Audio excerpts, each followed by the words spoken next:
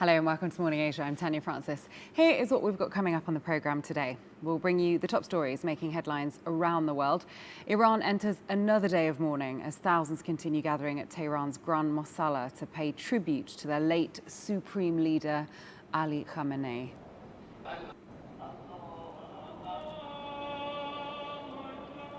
On the front pages of the papers in the UK, more news from mourners at the funeral, chanting calls for revenge while the country's new leader remains notably absent. To the Washington Post, warning that a massive marine heatwave in the Pacific could fuel extreme weather around the globe. We'll also have the latest from China as Chinese and Russian naval forces prepare for major joint military exercises this month. Those are just some of the stories leading the world's front pages today, and more is on the way for you. And coming up on today's Spotlight interview, Pakistan may not be on the World Cup pitch, but it's still very much a part of every match. We'll speak to former footballer and coach Nasir Ismail about homegrown talent, the World Cup, and what Pakistani football needs to do to compete on international stages. Let's now go to the front pages of the papers and the e-papers and see what news around the world is making headlines.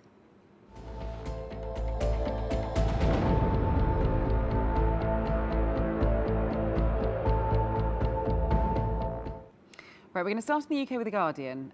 Calls for killing of Trump at funeral of Iran Supreme Leader Ali Khamenei. So the story reports that massive crowds gathered in Tehran for the funeral of the former Supreme Leader Ali Khamenei, chanting anti-American slogans and demanding revenge. Interestingly, the newly appointed Supreme Leader Mojtaba Khamenei remained completely absent from public view during the ceremonies. And the picture that you can see on the front page there shows mourners outside a mosque under a massive portrait of the late Ali Khamenei.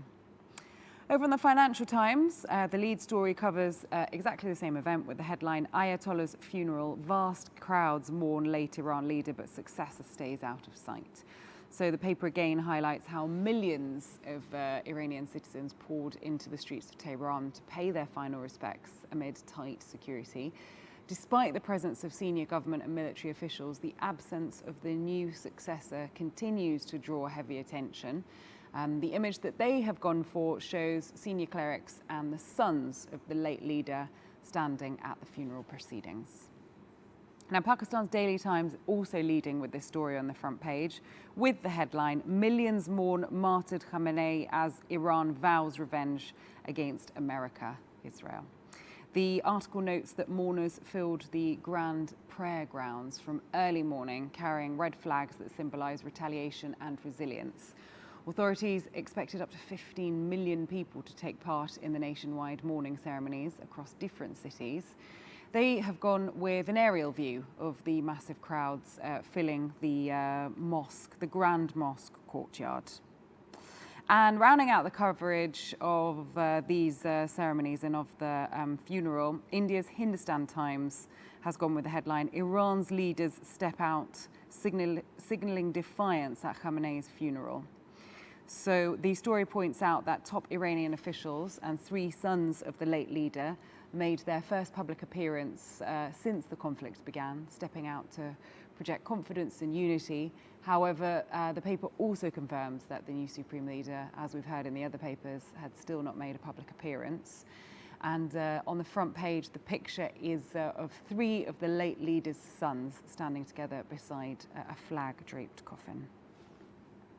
Now, moving away from that story, the Washington Post is focusing on global climate. Massive marine heat wave may fuel serious storms and severe temperatures. So researchers are reporting that a huge patch of warm ocean water covering an area 8 times the size of the United States is currently heating up the Pacific. Scientists warned that this ocean fever could cause major ripple effects, triggering intense global weather events and extreme heat in the coming months. Now moving over to the China Daily, the lead story is joint drill to begin. The report details that Chinese and Russian naval forces are preparing to kick off joint maritime exercises this month near Qingdao to strengthen their defense capabilities. Meanwhile, thousands of inspired residents in Hong Kong stood in long lines to tour visiting warships during a recent port call event. Here, the image featured with the headline shows Navy crew members working together on a military dock as a large warship arrives into port. Now, the Australian is leading with domestic politics. AI sway unions steer ALP. So the article reveals that the Labour Party has significantly changed its policy platform to give trade unions much greater oversight regarding the rollout of artificial intelligence in workplaces. At the same time, Prime Minister Anthony Albanese used a major party conference in Sydney to defend his government's tax reforms and gaming overhauls. Now, finally, we go to Bangladesh, to the Dhaka Tribune, which highlights a crucial public health concern with the headline, "Overcrowded dormitories fuel scabies in residential schools, madrasas." So recent health studies have revealed that tightly packed living quarters and shared bedding in boarding schools across Bangladesh are causing rapid outbreaks of a very contagious skin infection among students. Health experts are strongly calling for regular medical screenings and better hygiene awareness to stop the disease from spreading further. There we go. That was all of your latest news updates for you this Monday morning. Let's now take a look at the weather.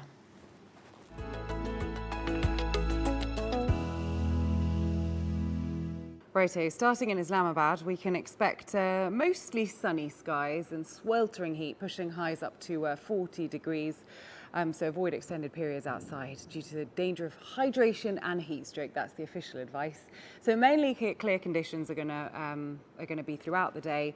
There then could be a strong thunderstorm or two with a low of 27 degrees.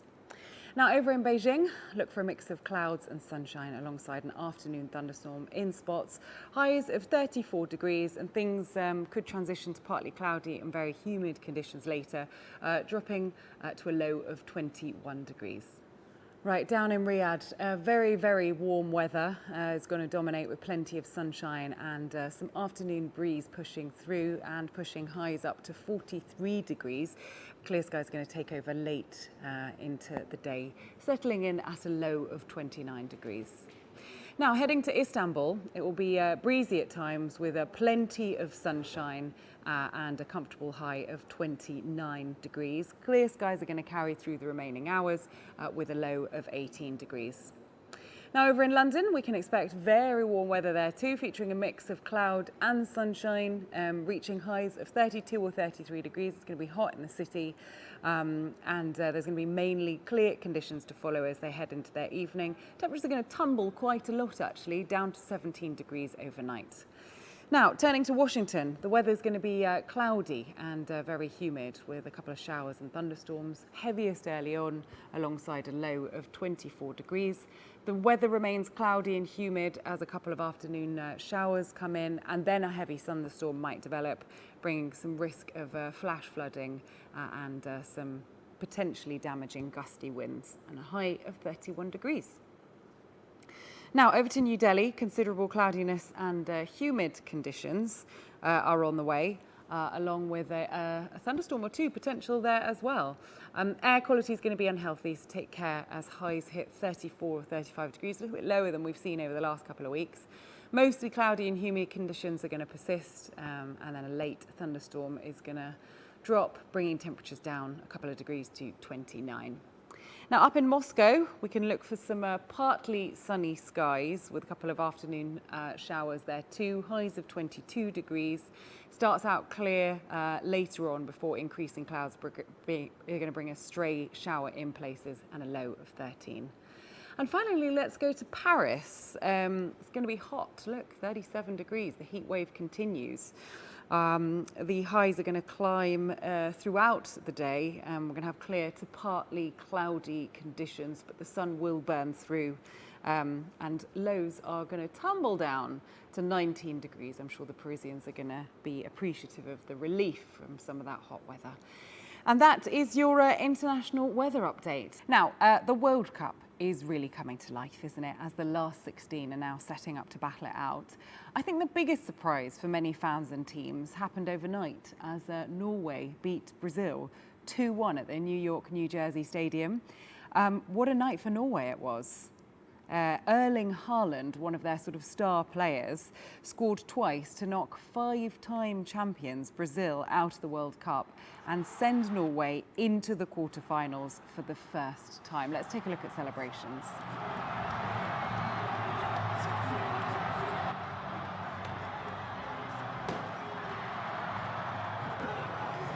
There are lots of Norway fans back home celebrating. As you can see, literally thousands of people poured out into the streets to show their love and support for their team. Now, it was heartbreak for Brazilian fans, though, who watched in disbelief as their beloved team was forced out of the tournament.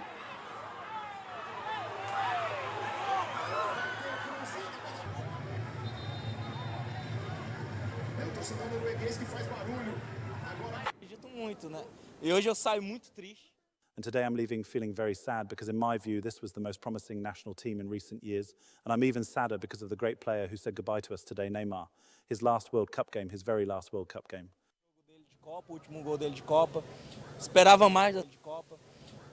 I expected more from the World Cup. I expected more from the national team. I think like everyone else, and I think that's what's so disappointing for Brazilians. I think Brazilians deserve that title. And talking about Neymar, an emotional Neymar was unable to hide his disappointment after the final whistle. And there he is, not looking too happy.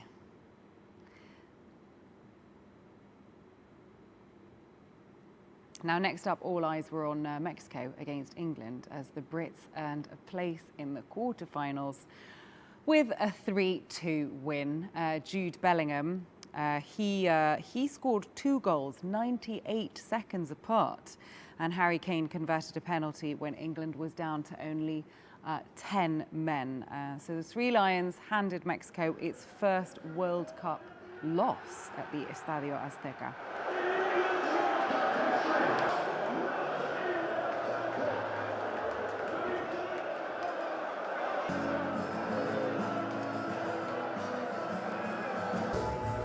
And now France are through as well, but they were forced to earn every single second of it as they struggled hard against a strong defence from Paraguay with a 1-0 win. Kylian Mbappe's penalty was enough to seal a narrow win over Paraguay, whose goalkeeper Orlando Gil once again produced an outstanding performance to keep his side in the contest until the very end. Let's take a look. There we are, incredible stuff. Let's stick with World Cup fever and look at football close to home, here in Pakistan.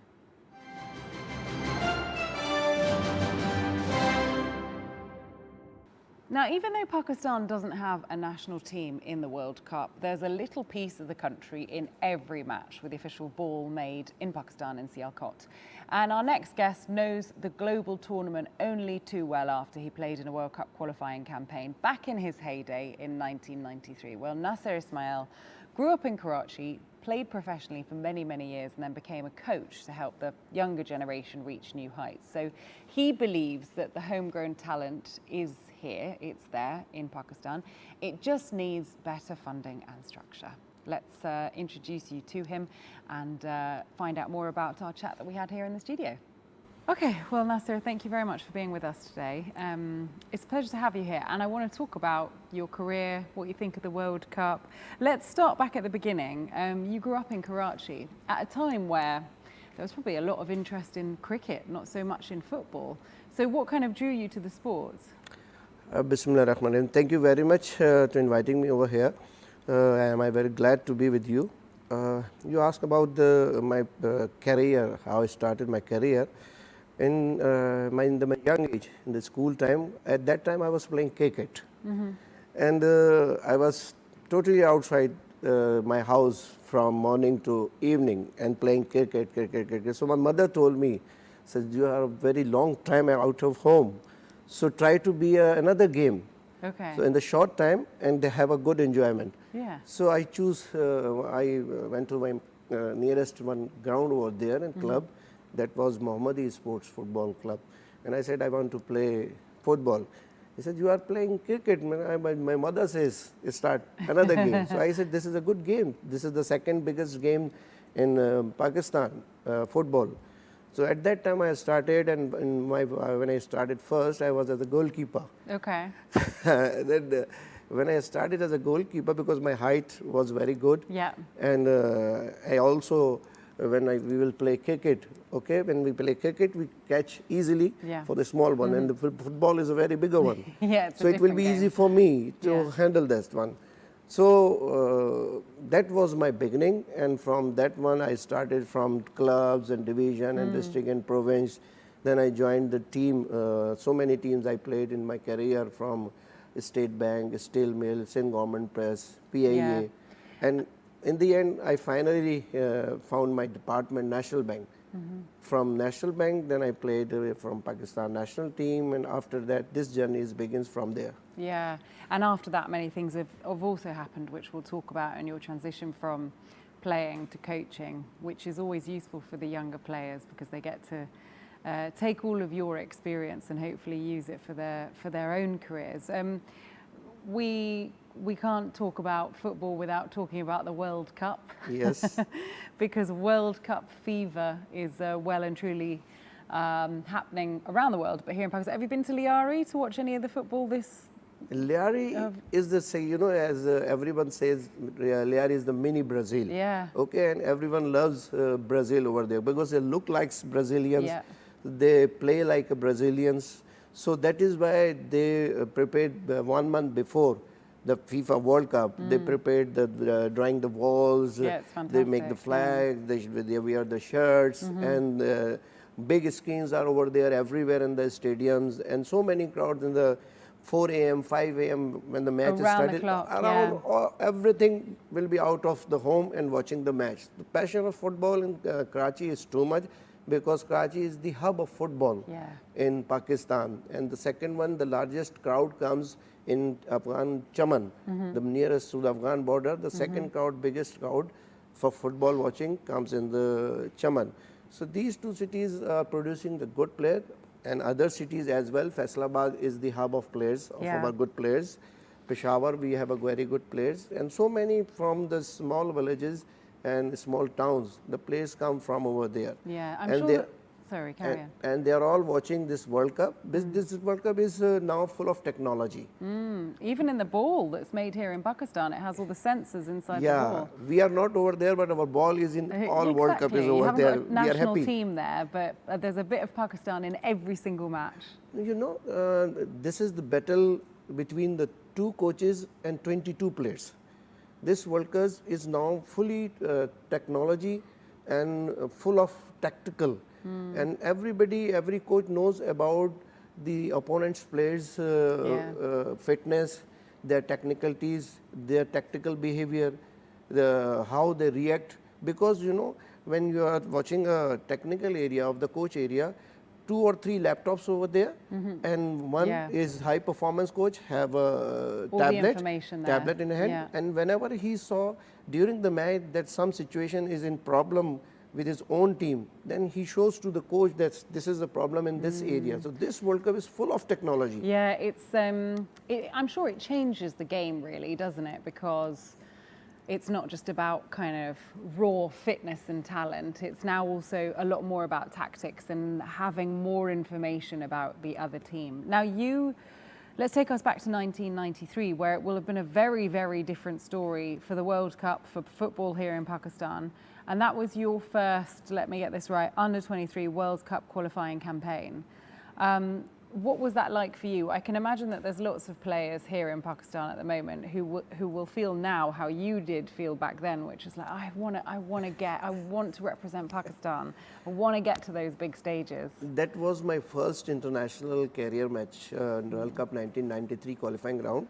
And too much strong teams with us. Iraq with us, Jordan with us, Yemen with us, and China with us in this group. It was a very, very strong group, and we defeated all matches. We lose all the matches, but it was a good experience. Yeah, it you must was have a good learned a lot. experience. Yeah, Because you know that countries have a very they have a very big background of the football, and we are now struggling in football nowadays. Now the football is totally changed, totally changed. Each and everything.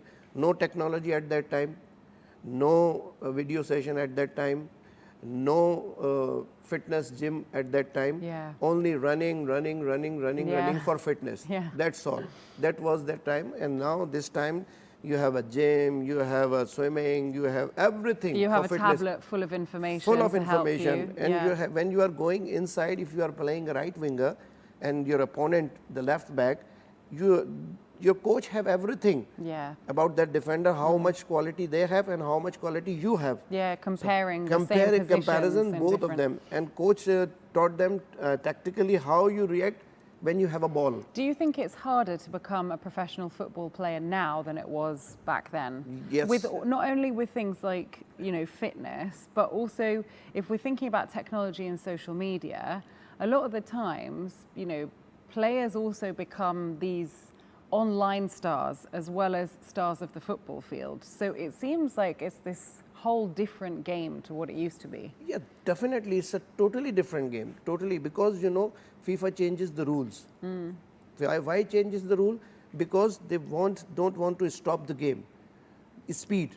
If you see how you are going in the attacking zone, you must retreat come in fastest in your defending zone. So fitness is very demanding now. If you don't have a good fitness, as you can see, Ronaldo in changes in all matches in 75 minutes, 80 minutes because of fitness. As you see the last match, the technology. Yeah. Okay. Last this morning I saw the match, Portugal. The Portugal match, Portugal yeah. and Croatia, and in the additional time, 10th and 11th minute, Croatia leveled the score, and at that time, the referee went to the VAR and he saw, and he was offside, Croatian player. So this is the use of technology positively in this World Cup. Yeah, that perhaps it can help. And if you look at that through the lens of a coach, I mean, you moved from playing to then coaching. You got your Asian Football Confederation license around 10 years ago, 8 to 10 years ago. So you've been on that other side now of looking at players, looking at their performance and trying to help guide them through, you know, hopefully successful football careers. Having all of this extra help, how does that feel as a coach? Yes, definitely. I did my A license, I think in 2008, I completed my A license. And this World Cup is helping me too much. Because so many things, all coaches are learning from this World Cup because of the speed is matter. This is my advice to the players, if you want to become a football player, you must be speedy. Yeah. If you are a slow player, you can't compete in this game. This is the simple thing. And one more thing, technology in Asia, so many countries not using this. Because in SAF region, we don't have VAR. And in the last SAF under 17 championship, so many blunders did by referees. But at that time, we don't have VAR. So that is bad luck for us. So now AFC, I think in the SAF championship in Bangladesh, they are introducing the VAR first time in the SAF championship. So this will be a good sign for us as well, for coaches. Pushing the game forward and giving coaches more information to help guide the people that they're players.